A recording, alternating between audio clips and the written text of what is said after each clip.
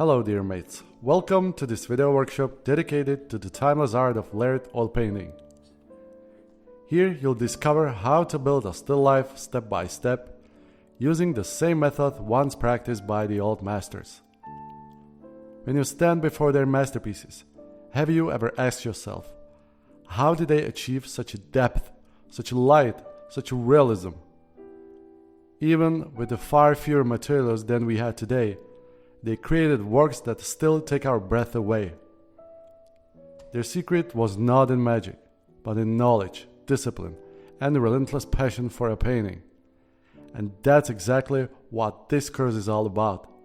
Learning the principles, applying them with patience, and experiencing for yourself how classical painting unfolds, layer after layer. So, are you ready to step back into the time of the old masters and uncover their secrets? Let's dive in.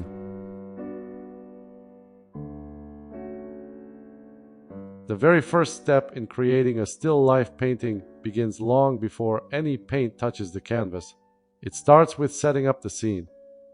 In this case, I chose a traditional still life, which meant carefully gathering antique objects that bring character to the composition. Small pitchers, decanters, or vintage glassware are perfect choices. If you're lucky enough to have a garden, it's a wonderful source for fresh flowers and fruits. Since flowers and fruits tend to lose their freshness pretty fast, and they don't exactly keep up appearances for long, I find myself painting a lot from the pictures I snap. I'm always experimenting with different twists and options, depending on the subjects I've got on hand. I end up whipping up dozens of versions each time, and then on the computer I cherry-pick the one that's closest to my original vision.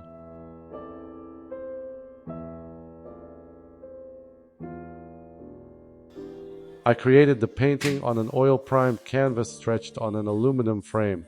The canvas is a 325 GSM Claessens linen canvas with a very fine surface. Unfortunately, the sizing layer is not made of traditional lead white, but consists of a layer of zinc and titanium white bound in linseed oil. The color of the first underpainting should have a warm olive tint. I achieved this hue by mixing flake white, yellow ochre burnt umber, and ivory black. My palette also includes a grayscale to gauge the value of the colors I'm mixing. The value of the Imprimatura should match the lightest area of the final artwork, which, in this case, is the central point of the composition, a white rose.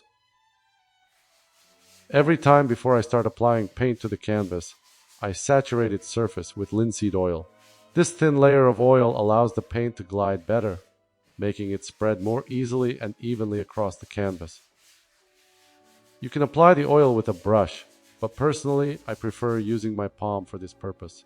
Rubbing my palm against the canvas generates warmth, helping the oil to be better absorbed into the surface of the oil primer. Next, I carefully scrape off the excess oil from the canvas using a regular razor blade.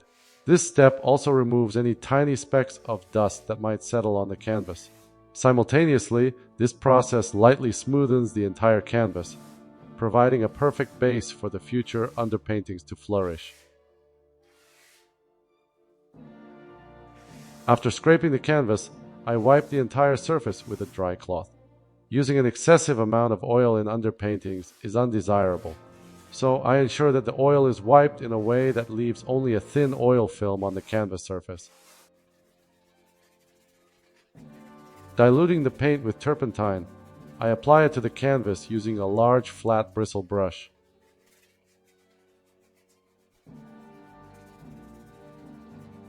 Right from the first strokes of the brush, you can notice how the color becomes lighter, as I've mentioned before.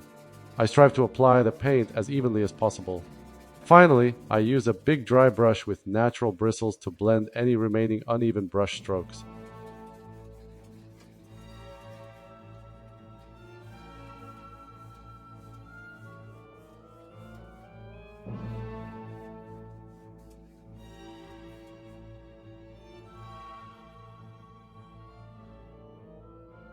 I began the process with a sketch on paper, which I then transferred onto the canvas using oil paint.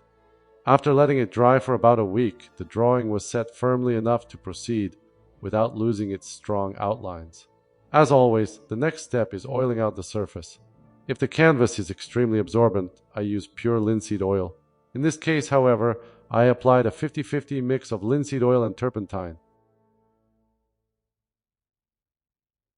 Let's first define what underpainting is and what we use it for in classical painting. The burnt umber underpainting plays a vital role in the traditional oil painting process, especially when using the layering technique. Realistic creation and classical painting are based on certain principles. Imagine a simple still life with an apple and a white vase for greater clarity. If you want to paint these subjects, you must know precisely what color, tonality, temperature, and saturation they should have. These essential attributes are related to color theory and the basic properties of color. More about this has been said in my painting books. If you want to paint something, you first need to know how light or dark the object is. Value is the most crucial element of realistic depiction in the initial phase of creation. If you have correctly laid out values, you have a foundation on which you can build in other parts of the design. If you paint with a direct technique, you must deal with the issues of tonality, temperature, saturation, and hue at once. This means that the color you mix for the moment must have the correct hue, tonality, saturation, and temperature. Direct painting seems more challenging since it takes some experience and practice to determine the listed attributes simultaneously. And precisely for this reason, all kinds of underpaintings were taken out, which divided the whole painting procedure into individual steps. Now, before we continue, I'd like to let you know that what you're watching right now is only a shortened preview of my full 2-hour painting workshop. The complete workshop is available on my Patreon eShop for $80, giving you access to an entire video library divided into chapters. Each chapter goes in depth into every step of the process, from underpaintings and layered colors to the finest details. If you truly want to discover how the old masters created their masterpieces, this workshop is your key. Another great way to access the full workshop is by joining my third tier, Brush with Greatness, for the same price of $80. By becoming a Patreon member, you'll not only unlock this complete 2-hour workshop, but also gain access to my entire library of nearly 90 painting videos covering a wide range of techniques. On top of that, you'll enjoy all the exclusive benefits of this tier, including the chance to join me once a week for a live online call, where we can discuss your questions, explore your progress, and I'll even give you a behind-the-scenes look into my studio and all the good stuff that makes the art come alive. Okay, let's back to our painting. The way this layer is crafted is quite distinct from the customary idea of oil painting. While the substance you work with is oil paint, approach it as though you were handling watercolor. This entails that the interplay of light and shadow is contingent upon the level of see-through quality in the amalgamation you apply. The more pigment you introduce into the medium, the deeper its hue will become. This approach veers from the conventional method, inviting a harmonious dance between transparency and pigmentation. When I'm working on that first layer of umber, you can see I'm doing things a bit differently. First, I take my brush and put on some paint that I've thinned out a lot with turpentine. I put this watery mix onto the canvas. Then I use another brush that's dry to mix it, blend it, and move it around on the canvas, depending on what I need. The whole back and forth between the brushes I use to put on the paint and the ones I use to blend it is what makes this layering technique work. I never really make up my mind beforehand about the number of umber layers I'm going to use. This choice really relies on how much intricate detail you're looking to bring out in the finished painting. You can approach the initial umber layer with an incredibly meticulous touch, or you might opt for a more loosely defined style. It's all about what you're aiming for in the end. Sometimes it happens that I come back to a certain spot in the painting multiple times, whereas there are also places that I paint with just one layer of umber, and I'm done. To put it more vividly, I can say that 2 layers of umber suffice for the underpainting, just like in the instance of this painting. When I start with the first umber layer, I always commence by painting the smaller details, and when feasible, applying colors to larger areas that depict the shaded portions of the subject being painted. If a detail I'm currently painting is overly intricate to tackle in a single layer, I leave that area somewhat unfinished, as if it's partially done, and shift my focus to another section of the composition. After the first layer of the preliminary coat has dried, I can revisit the partially worked on areas and finalize them according to my intentions. Please remember that when creating the underpainting with umbers, we can only apply darkening. The lightest value, which in this case is the illuminated part of the rose, is formed by the value of the Imprimatura. In the brightest areas, therefore, the Imprimatura will remain visible, teaching value and forming the foundation for subsequent layers. Nevertheless, if necessary, a specific area can be lightened with lead white. However, by doing this, you will deviate closer to the technical Baroque approach rather than the Flemish technique, which was, for instance, employed by Peter Paul Rubens for underpaintings. The first umber layer serves as the foundation for the entire structure of the painting. It establishes the values, the overall mood, and prepares the surface for the color layers that will follow. This layer usually takes about a week to dry completely, and it's important not to rush this stage. Once it's fully dry, you can confidently move on to the next phase of the process.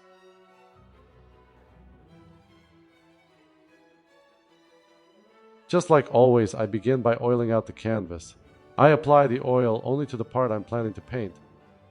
Since I've got to enhance every bit of this composition, and it's going to take me a few sittings, I'll be working on this picture one piece at a time. And remember to gently scrape that canvas with a razor blade to get rid of dust and any excess texture from the brush strokes after each layer. After this scrape, the surface should feel as smooth as silk. Be cautious while scraping, but don't fret if you accidentally take off a tad more than intended. Those spots can be easily fixed. If you prep the primer properly and made sure there are no uneven spots after priming, you won't scrape all the way down to that white canvas when you do this.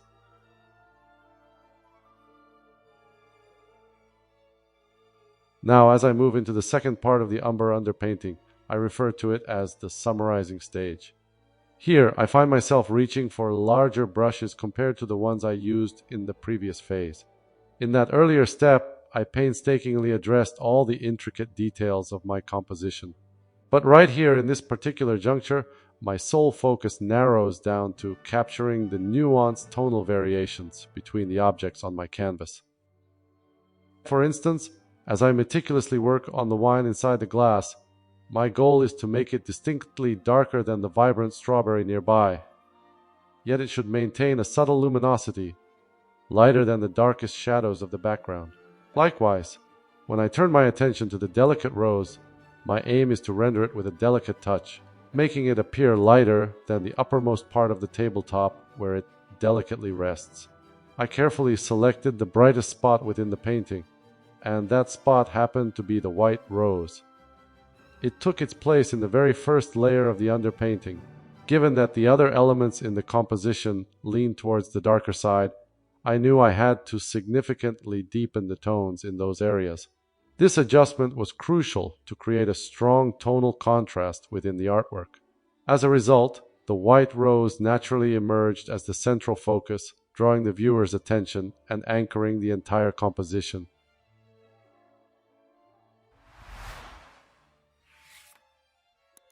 In my artistic process, I stick to a method that mirrors the initial layer.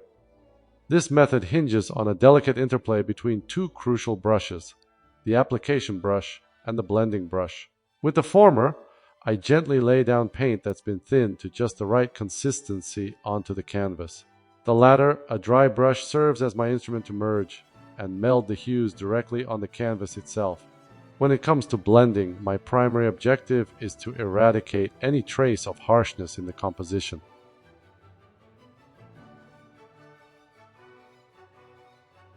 In the next phase, I deepened the background, which appeared too light in value after the first umber layer. Since I revisited the background a week later, after the rest of the composition had dried, I had to reapply oil to the canvas surface and prepare it as I usually do. When I'm tackling a larger piece, I almost always find myself engaged in this method of painting in sections. The downside of this approach can be its time-consuming nature, as I must patiently wait for at least a week before adding a new layer, ensuring that the previous umber layer has dried sufficiently. As I approached the culmination of the second layer of underpainting, I allowed the white rose's underpainting to reach its completion. In the initial layer of umber, I delicately insinuated the finer intricacies, occasionally hinting at the tonal qualities of the cast shadows. In this layer, my task primarily involves refining what had been laid down during the first underpainting.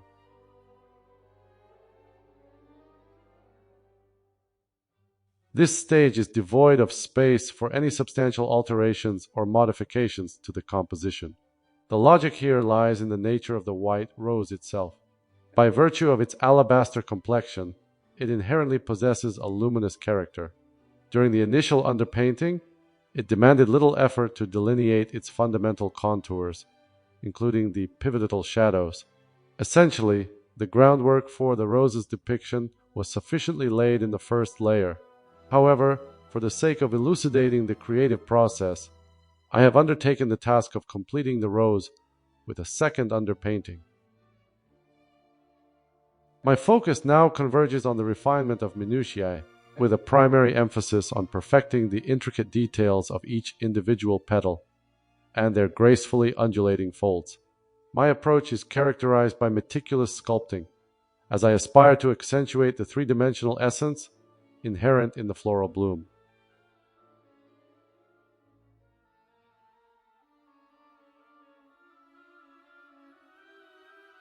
Towards the end, I'll add some shading to the lower part of the table, completing the second layer of the painting. I'll then let this layer dry for around 14 days before moving on to the color stages. This drying time is essential, as it allows the paint to fully settle and ensures that the surface will be stable for the next applications.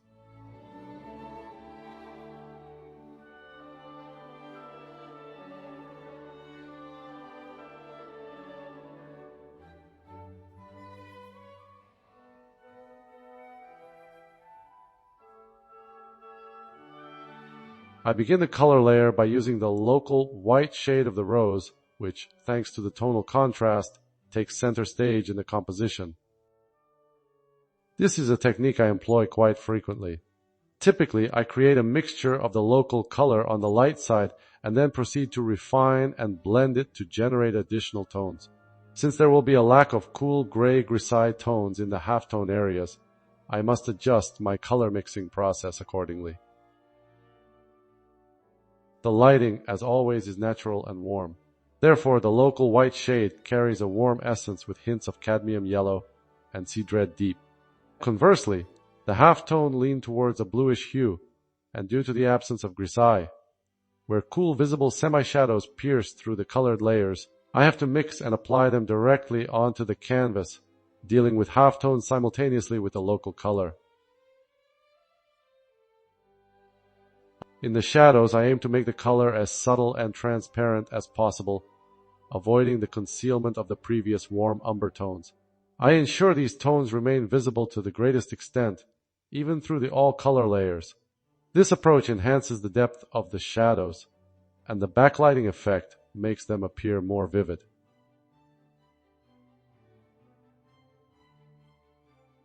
The lit-up part of the rose gets heavy doses of paint, while the shadowy areas get thin, transparent layers. For this artwork, I tweaked the color consistency using two different mediums. I mixed oleoresin gel from Rublev into the lead white. Oleoresin gel, a thixotropic gel with linseed oil, alkyd resin, and fumed silica, thickens colors for creating impasto effects without sinking. Conversely, I thinned the shadow color with another medium for added transparency. In this case, I went with Galkyd Light from Gamblin. These mediums make working with paint a breeze compared to using it straight from the tube. When I sculpt shapes, I always have the direction of light in mind. Light is the key element in any painting, defining how objects look and their three-dimensional aspects. It also significantly influences color appearance, acting as the source of color harmony. That's why it's crucial while painting to be mindful of all light characteristics and align the color mixing and painting process accordingly.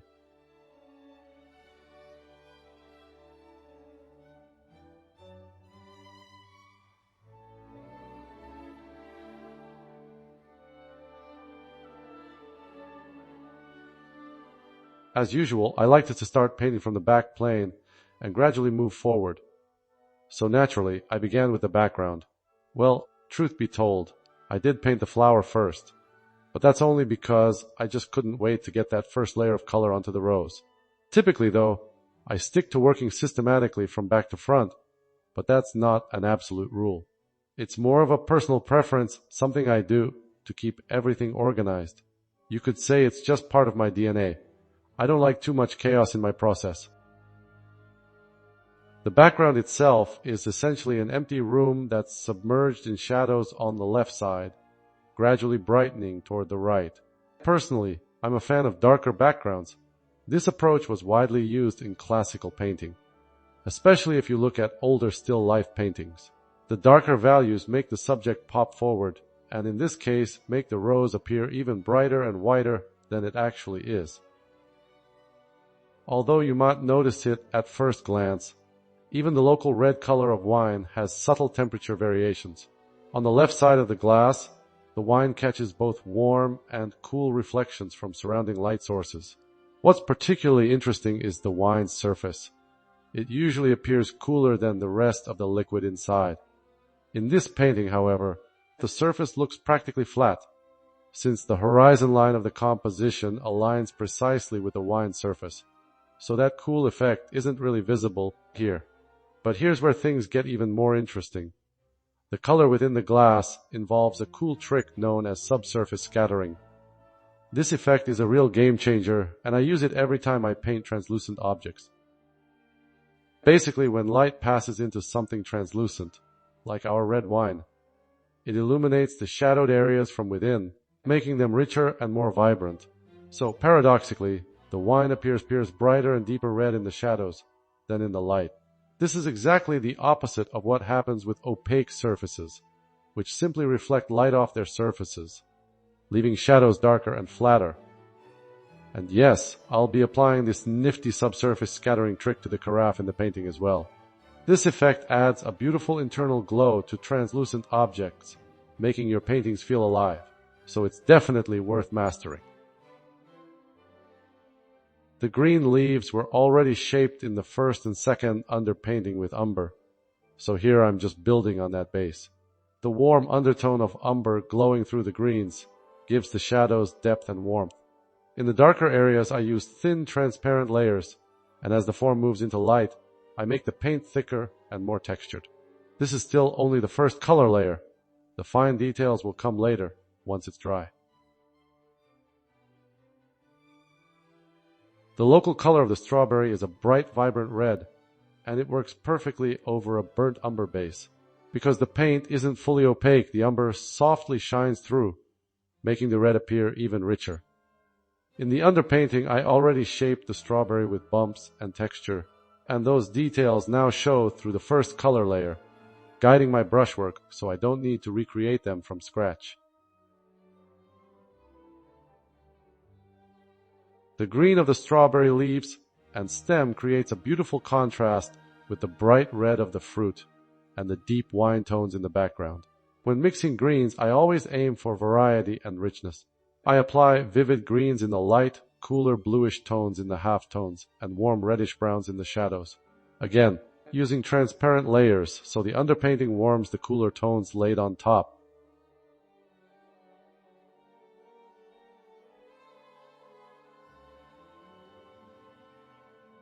To wrap up the first layer, I am finishing the color on the small metal creamer.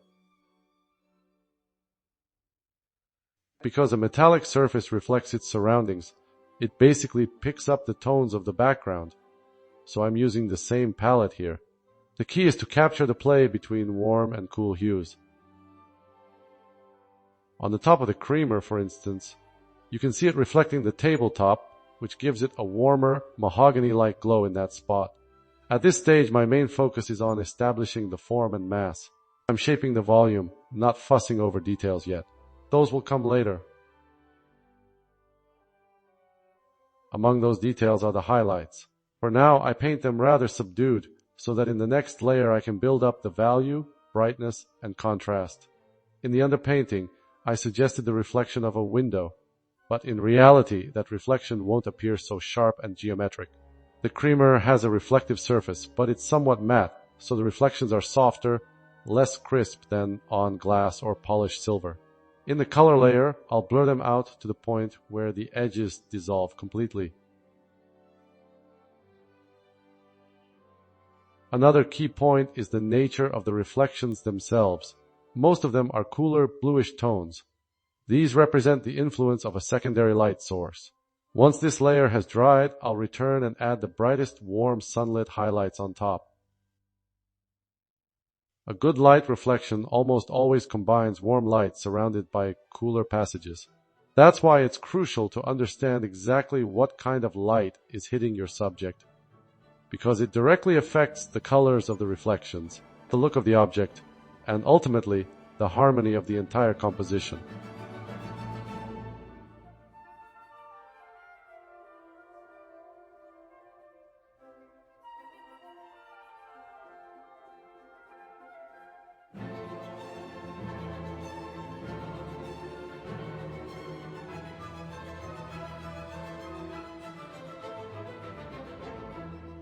So during the first color layer, I returned to the neck of the carafe and applied a glaze of dark paint, just enough so that a hint of the underpainting remained visible, guiding me as I constructed the shape. On top of this dried layer, I paint the outlines of the glass and begin shaping the forms. This is the simplest way to create a glass object, modeling its shape while the darker background still shows through, simulating the transparent and translucent qualities of real glass. I start with the basic outer forms and add details later. As always, I never try to do everything in a single step. First comes the structure, and only after it dries do I move on to details and the brightest highlights. It's at that very last stage that glass truly comes alive on the canvas, when I add those sharp specular reflections. 4. I had the most fun painting the carafe stopper. It sparkles like a little diamond. At its core, it's basically a polygon made up of planes tilted in all sorts of directions toward the light. Perfect playground for values and temperature shifts. 5. I'm moving on to the wine glass. And this is where things really get fun. With wine inside, I've got the perfect excuse to play with all sorts of shades and temperatures. The liquid not only makes modeling easier, it gives the glass more volume and life. Here's where subsurface scattering kicks in. As the light shines through, the wine on the far side gets richer, deeper, a velvety crimson glow. At the same time, the glass picks up bright reflections from the white rose nearby.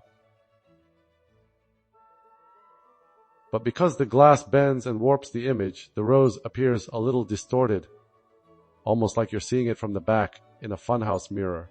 There's also a tiny shadow cast by a leaf leaning against the glass. And of course the stem, nothing complicated there. Just a few quick transparent strokes and boom, it feels real. You see, the magic is in how all these little elements come together. Reflections, distortions, shadows. It might look overwhelming, but don't panic. If you break it down logically, it's just a puzzle. Put the pieces in the right place, and suddenly you've got a convincing glass of wine on canvas. Now I'm working into the second layer. Honestly, most of the heavy lifting was done in the first pass. The rose after that very first layer already looked almost finished, as if I had captured about 70% of its essence right from the start. That's why the second layer doesn't demand much heavy lifting. My job now is to refine what's already there, adjust values here and there, fine-tune hues and temperatures, and polish the whole painting into its final form. The areas I'm working on now are smaller and more delicate, so instead of broad strokes with a large brush, I've switched to finer tools. This stage is all about subtle enhancements. I absolutely love painting white flowers. They're like a stage where light itself performs. On their petals, light doesn't just illuminate, it sings. White becomes the color of light, shifting endlessly between warm and cool notes like a symphony.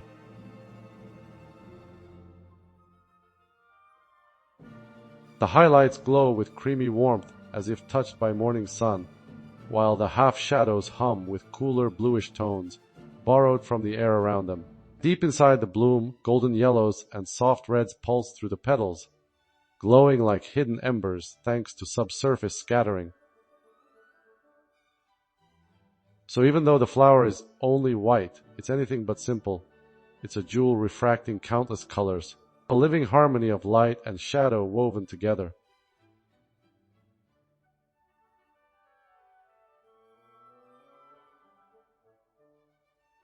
When I'm layering, I always stick to one golden rule. With every new layer, there should be more light, more shadow, and more color. This isn't just for the rose I'm painting here. It applies to every single object in the composition. With each pass, I also build up stronger and richer strokes in the highlights, which eventually peak in those sparkling little reflections of light. And because subtle changes are easiest to spot on white objects, let's break it down using this rose as an example. The first color layer is always slightly more muted than the ones that follow. If I'm working over a gray underpainting, the gray naturally softens the colors, giving me room to gradually increase saturation later. But in this case, there's no gray. I'm painting straight onto an umber ground. That earthy tone does wonders in the shadows, so I let it shine through. Now the whites in the light areas actually lean warm. To get that effect, I mixed white with deep cadmium yellow and just a touch of cadmium red deep for warmth. Then, to keep it from becoming too bright or sugary, I slipped in a hint of light blue. This not only toned the mixture down a bit, but also left me space in the next layer to push both the brightness and the saturation even further.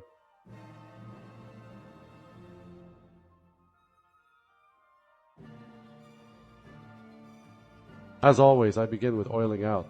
I need to bring the colors back to their original saturation before they dried down and lost their vibrancy. This is a step I take almost every time before painting, whether I'm working on an underpainting or on the color layers. After a few minutes of this preparation, the surface is ready for the final painting layer. As I mentioned earlier, the little creamer is basically finished. I just keep returning to it to refine the details, especially the highlights. In the first color layer, I deliberately painted those reflections a bit subdued, so that in this second pass I could bring them out to their full brilliance. So how do you actually paint metal, and what colors should you use? Most of the time, I model the form with the same colors I used for the background, because a metallic surface reflects its surroundings and therefore shares a very similar palette. This also helps maintain color harmony, since everything ties together naturally.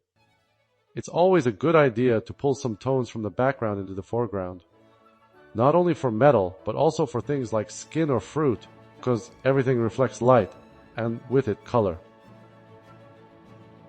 The key is to know what kind of surface you want to depict.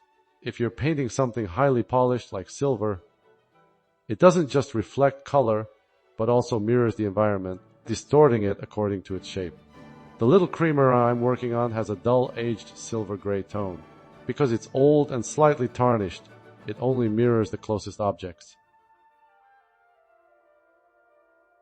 I apply thick, opaque paint in the illuminated areas where the warm light strikes with full strength. These passages should feel solid and confident, with impasto or stronger layering to emphasize their presence. In contrast, the shadows are painted transparently, allowing the underpainting to glow through and suggesting the subtle diffusion of reflected and cooler light. The transparency creates a sense of air and atmosphere, reminding the viewer that shadows are not dead zones, but living spaces filled with color influence. The warm highlights surrounded by cooler halos paired with this contrast of thick versus transparent paint, make the painting breathe with realism and light. When it comes to the brightness of reflections, the little creamer behaves differently from something like glass or a perfectly polished silver surface. Because it isn't purely reflective, the highlights are slightly muted. They have a lower value and aren't as dazzling, since part of the light is absorbed by the aged metal. The reflections themselves also appear more diffused.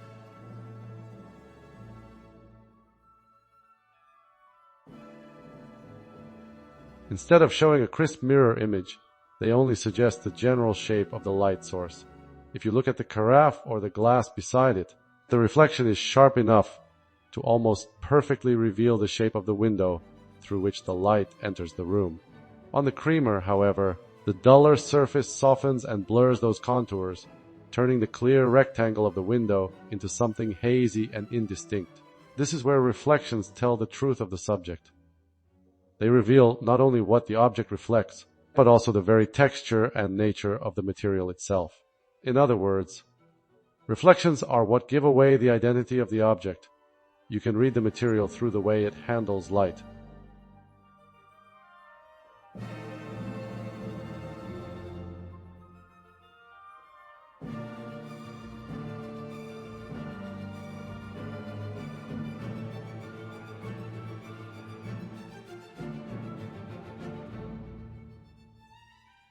Alright, now the only thing left to do is to apply a protective varnish at the end. I've had this painting in my studio for over a year, so the layers are fully dry and ready to be varnished. In general, it's recommended to wait at least 6 months after completing a painting before varnishing, so that the layers are firm enough and you don't risk issues like cracking or other surface defects later on. Before varnishing, I first clean the surface from any dust or dirt, and only then do I apply the varnish. I don't pour it directly onto the painting, as you often see in various videos. Instead, I dip my brush into the varnish gradually as I go. If you pour too much varnish in one spot, you risk creating a thicker area there compared to the edges, unless you spread it perfectly. That's why it's safer to proceed slowly and reload your brush every few strokes, ensuring an even layer across the whole surface. For layered oil paintings, I usually use glossy damar varnish. It gives the colors a beautiful depth and enhances the shadows in particular. The only downside is the strong gloss, which can be a real pain when photographing the painting, since it's difficult to capture it without reflections. If needed, a second coat can be applied about a week later, especially if the first layer absorbed unevenly and doesn't create a completely uniform surface.